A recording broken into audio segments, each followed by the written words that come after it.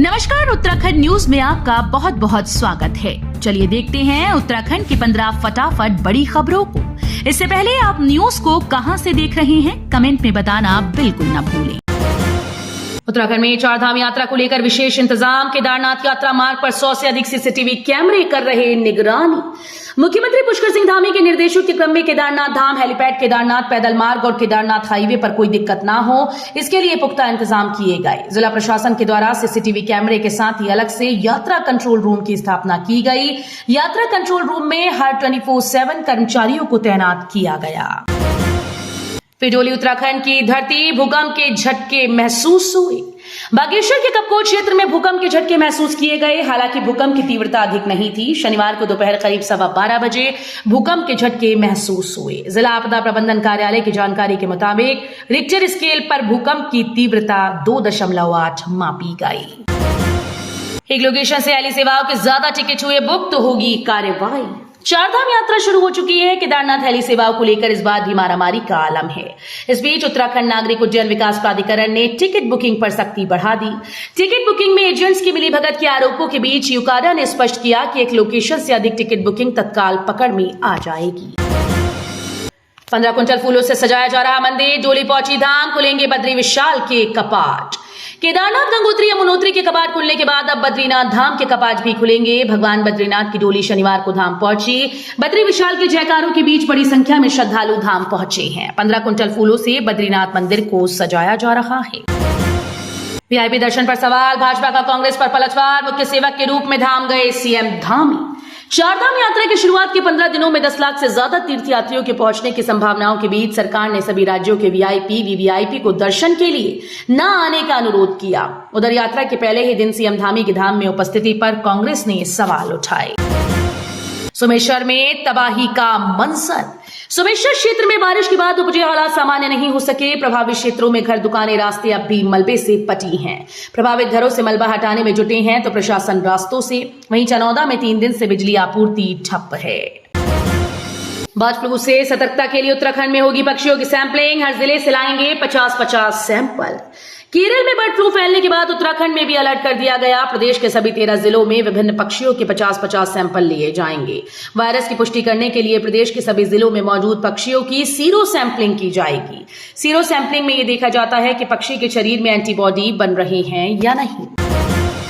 तापमान चढ़ने के साथ पहाड़ों का रुख कर रहे सैलानी। नैनीताल में लगा पर्यटकों का तांता। बाजारों में दिख रही रौनक। वीकेंड को लेकर सरोवर नगरी में सैलानी आने लगे हैं। पर्यटन स्थलों में भी रौनक है। वहीं पर्यटक वाहनों की संख्या बढ़ने से लगे जाम से लोग परेशान रहे। मैदानी भागों में तापमान चढ़ने के साथ सैलानियों का रुख पर्वतीय क्षेत्रों की ओर बढ़ने लगा।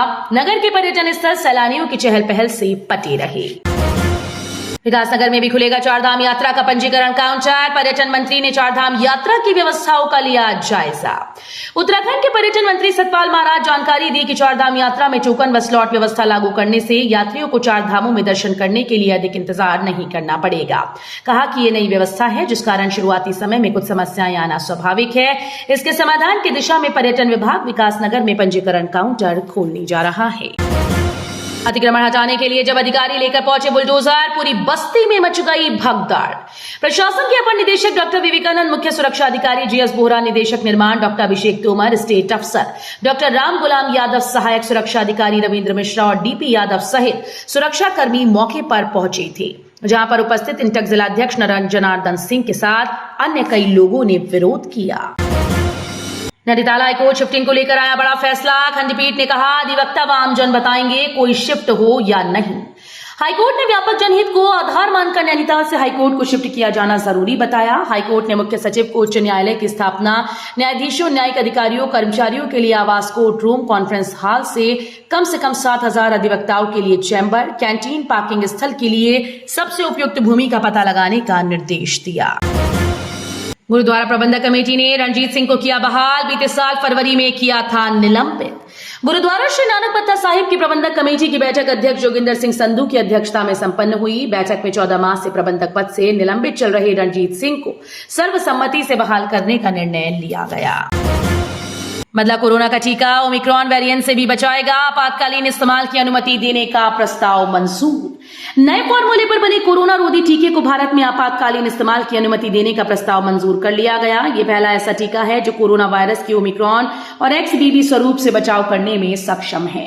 बीते सप्ताह केंद्र सरकार की विशेषज्ञ कार्य समिति ने कुछ शर्तों के साथ एडजुवेंटेड 2023-24 फॉर्मूले पर आधारित इस टीके को अनुमति देने की सिफारिश की। इसरो ने किया एक और कमाल, 3D प्रिंटिंग तकनीक से बने लिक्विड रॉकेट इंजन की हॉट टेस्टिंग में मिली सफलता।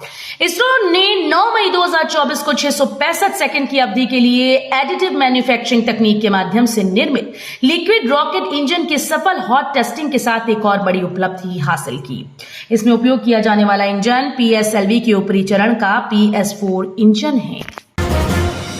आरबीआई ने आर लक्ष्मीकांत राव को नया कार्यकारी निदेशक नियुक्त किया। रिजर्व बैंक ने आर लक्ष्मीकांत राव को तत्काल प्रभाव से कार्यकारी निदेशक नियुक्त किया। राव ईडी के तौर पर प्रमोट होने से पहले राव डिपार्टमेंट ऑफ रेगुलेशन में चीफ जनरल मैनेजर इंचार्ज के तौर पर काम कर रहे थे। राव ने बैंक व NBFC regulation, supervision of banks और कंज्यूमर प्रोटेक्शन जैसे क्षेत्रों में काम किया। तो ये थी उत्तराखंड की 15 बड़ी खबरें। रोजाना ऐसे ही सबसे पहले अपडेट पाने के लिए चैनल को सब्सक्राइब करना बिल्कुल ना भूलें। साथ ही वीडियो को लाइक भी कर दें। धन्यवाद।